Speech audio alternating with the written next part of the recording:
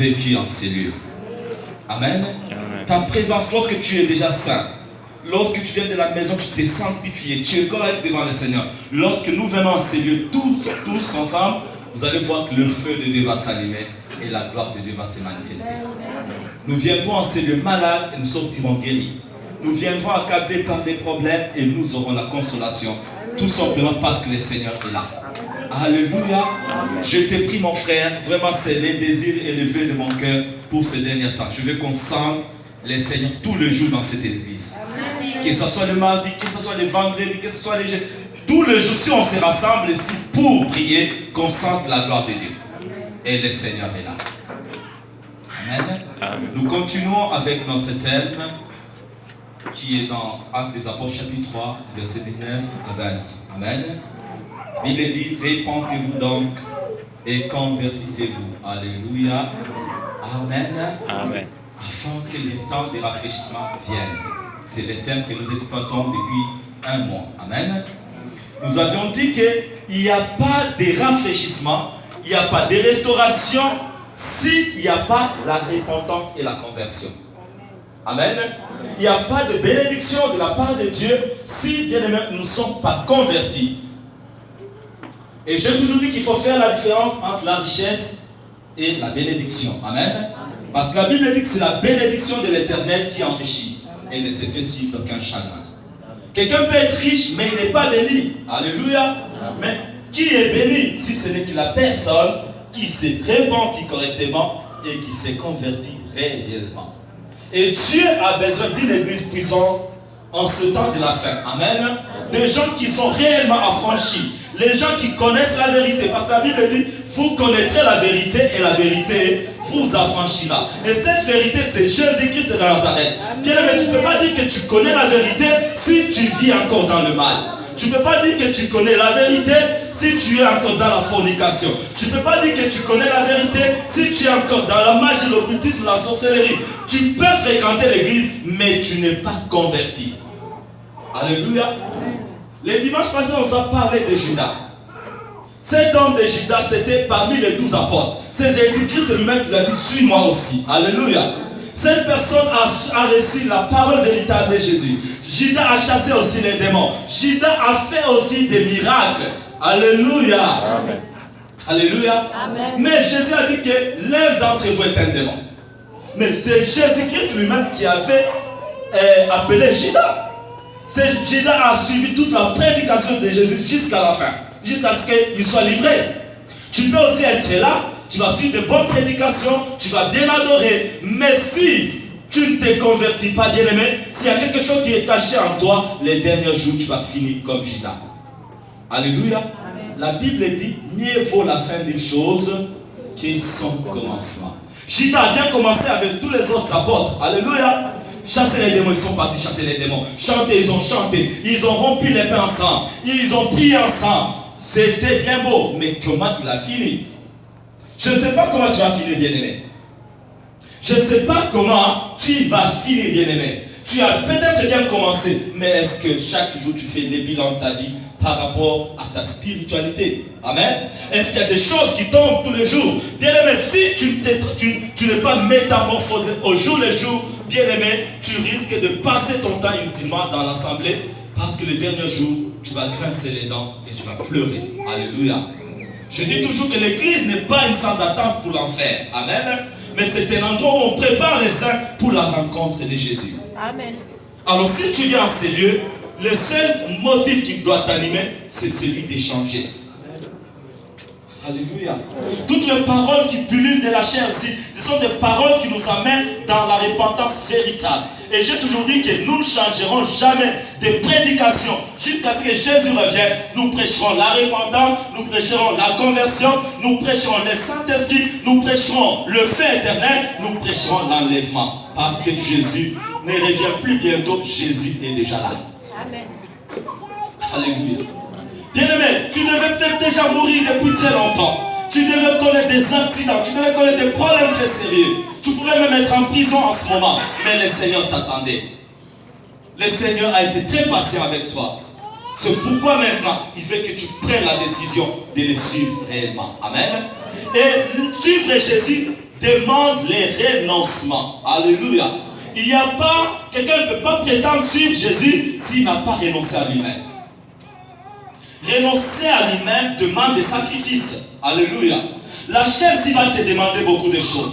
La chair, s'il va te demander vraiment l'impudicité. La chair, s'il va te demander peut-être le plaisir. Vous aimez le plaisir plus que Dieu.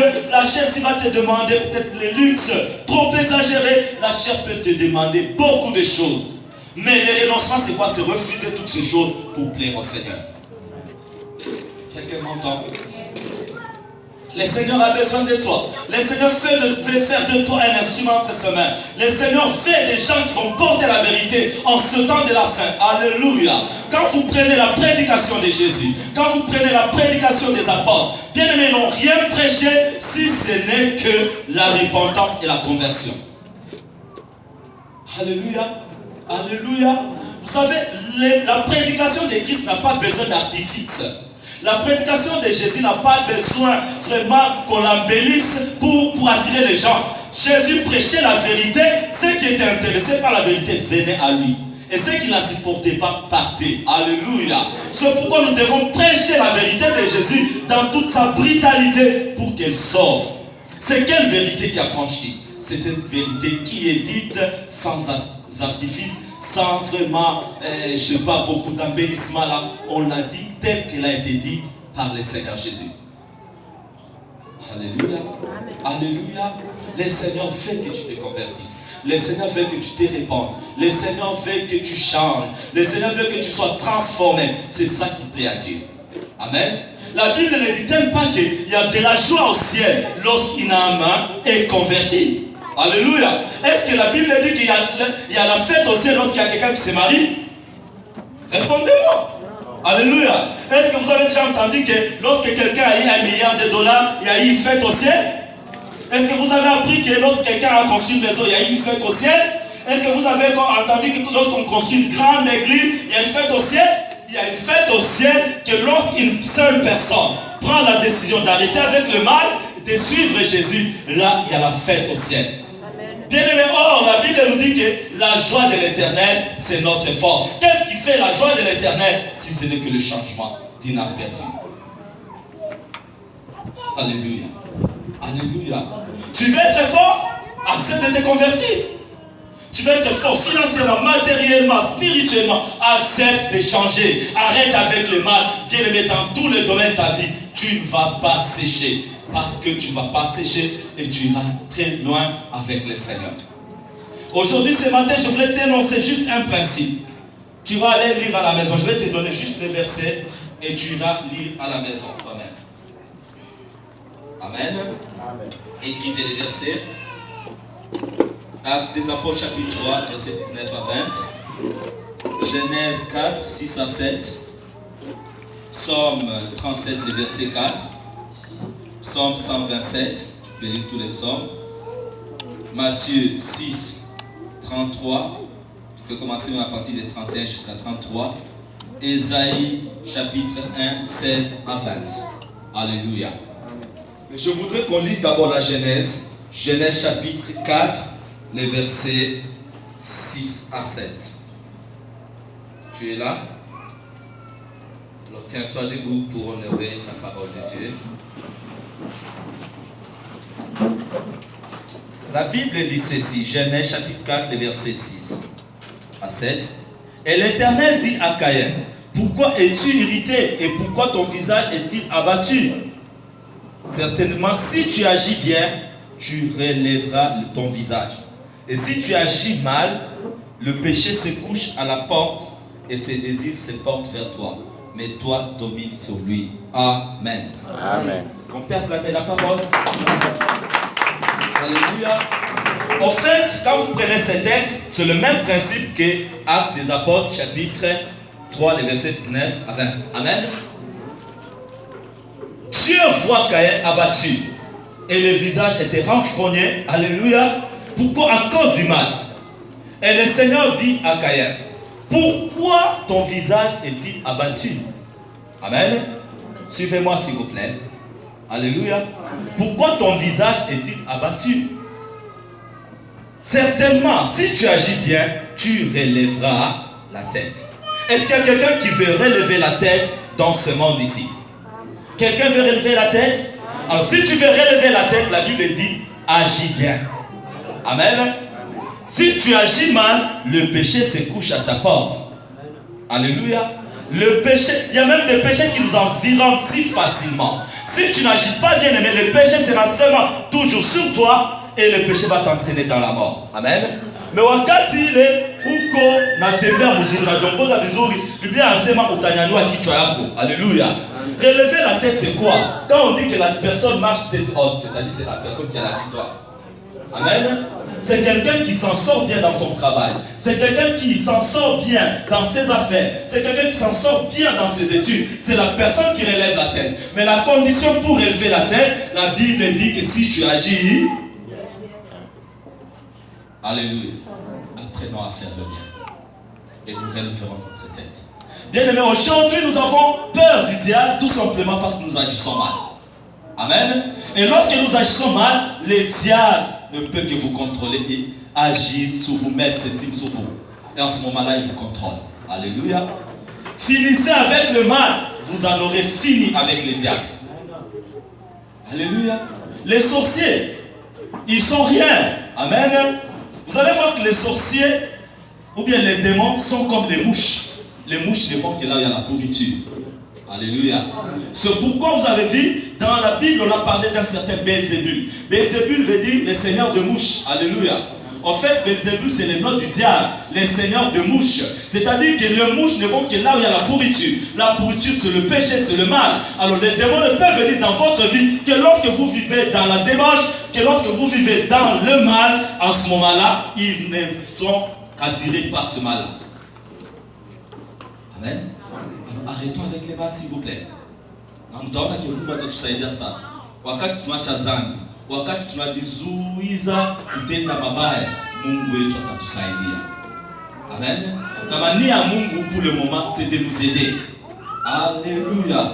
Mais nous serons aidés que lorsque nous avons fini avec les mal. Je l'ai toujours dit dans cette assemblée, Dieu ne bénit pas un pécheur.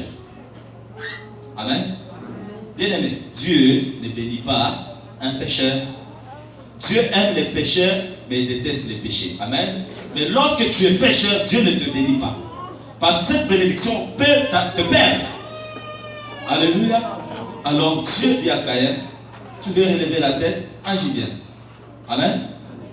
Les échecs que tu vois dans ta vie là-bas, le revers, les devoirs, toutes ces choses-là que tu vois dans ta vie, c'est parce que tu agis mal.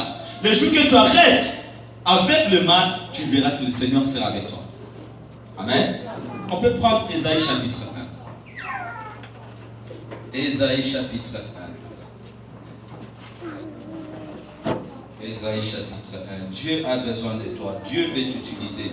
Mais tu n'utiliseras pas si tu n'as pas commis fait au mal. Il ne va pas t'utiliser. Il ne va pas t'utiliser comme un instrument entre ses mains. La Bible dit ceci dans Ésaïe chapitre 1, les versets 16 à 20. La Bible dit ceci. Lavez-vous, purifiez-vous, ôtez de devant mes yeux la méchanceté de vos actions. Cessez de faire le mal, apprenez à faire le bien. Recherchez la justice, protégez l'opprimé, faites droit à l'orphelin, défendez la veuve. Venez, plaidons, dit l'Éternel. Si vos péchés sont comme les cramoisis, ils deviendront blancs comme la neige. S'ils sont rouges comme la pourpre, ils deviendront comme la laine. Si vous avez de la bonne volonté et si vous êtes docile, vous mangerez les meilleures productions du pays. Amen. Mais si vous résistez, si vous êtes rebelle, vous serez dévorés par les glaives, car la bouche de l'Éternel a parlé. Alléluia. Le bien, on peut apprendre à faire le bien, bien aimé. Le Seigneur dit arrêtez avec la méchanceté de vos actions. Amen. Recherchez la justice. Arrêtez de faire le mal. Apprenez à faire le bien. Je dis ceci, le bien. Personne n'est né avec le bien. Amen. Parce que la Bible dit ceci. Que nous naissons tous fils de la perdition et nous devenons enfants de Dieu. Alléluia. Par rapport à ce que Jean-Jacques Rousseau, le philosophe français là, qui dit que l'homme est né naturellement bon, c'est la société qui les détourne, mais qui les corrompt. Ça, c'est une fausseté. Alléluia. en l'homme, il n'y a pas quelque chose de bien. Alléluia. La Bible dit que nous sommes tous fils de la perdition. Et c'est quand on accepte Jésus-Christ comme Seigneur et Sauveur. Le Saint-Esprit vient s'installer dans notre cœur. En ce moment-là, nous sommes une nouvelle créature. L'ancien Titi avait dit que nous sommes une créature qui n'a jamais existé. Nous ne sommes ni les humains, mais nous sommes des créatures spirituelles. Alléluia. Parce que le Seigneur, par la nouvelle naissance, il vient nous apprendre à faire le bien. C'est pourquoi la Bible dit apprenez à faire le bien et arrêtez avec le mal. Et la Bible dit que si vous êtes docile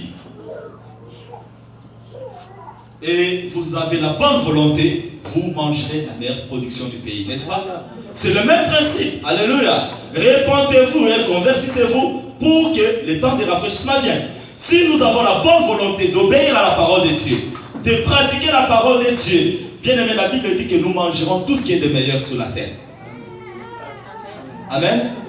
À un certain moment, on a appris à arracher nos bénédictions, on a appris à faire des combats spirituels, chasser les démons. Ce n'est pas mal tout ça. Alléluia. Mais il y a un bon combat qu'on peut mener contre sa propre chair pour la assujettir, la maintenir dans la sainteté. Et vous allez voir, Dieu nous donnera tout ce qu'il y a de meilleur à lui.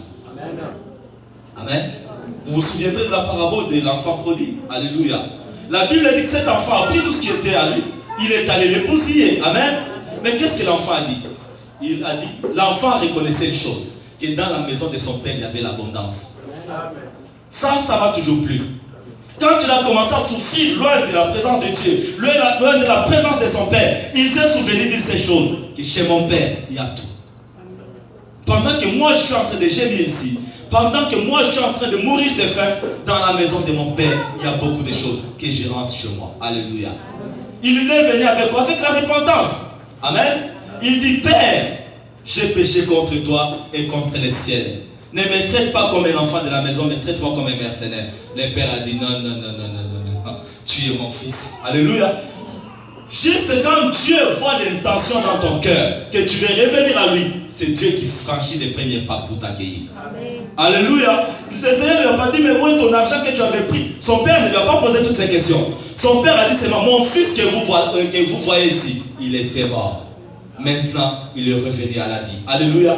Bien aimé, toutes les fois que tu prendras la décision d'arrêter avec un mal, bien aimé, tu reviens à la vie parce que la vie n'était plus en toi. Amen. Alléluia. Alléluia. Et le Père a dit, donnez-lui une robe nouvelle, donnez-lui l'alliance. Tout ce qui était rompu, le Seigneur le rétablit. La bonne volonté. Mais si vous êtes rebelle et vous résistez, vous serez dévorés par les glaives. Alléluia. Le Père de Dieu va vous transpercer et ça va constituer un jugement pour vous. Est-ce que je me fais comprendre? Le Seigneur a besoin des gens pour ce dernier temps. Le Seigneur a besoin des gens qui peuvent porter la vérité. Peu importe les souffrances qui va leur imposer cette vérité, les gens sont capables de supporter ça et d'avancer avec le royaume des cieux. Alléluia. Jésus dit que le royaume de Dieu ne vient pas de manière à frapper le regard. Alléluia. Jésus lui-même, quand il est venu, la Bible dit qu'il n'avait ni beauté ni éclat pour attirer nos regards. Alléluia. Cet homme qui n'avait ni beauté ni éclat, c'est-à-dire quoi? Jésus est la parole de Dieu. La parole de Dieu ne cajole pas. Amen. La parole de Dieu ne flatte pas. Jésus n'est pas venu flatter pour te guérir. Il n'est pas venu flatter en te donnant quoi que ce soit. Il est venu te dire la vérité. Juste la vérité. Et cette vérité-là, beaucoup de gens ne la supportent pas. Qui supporte la vérité aujourd'hui?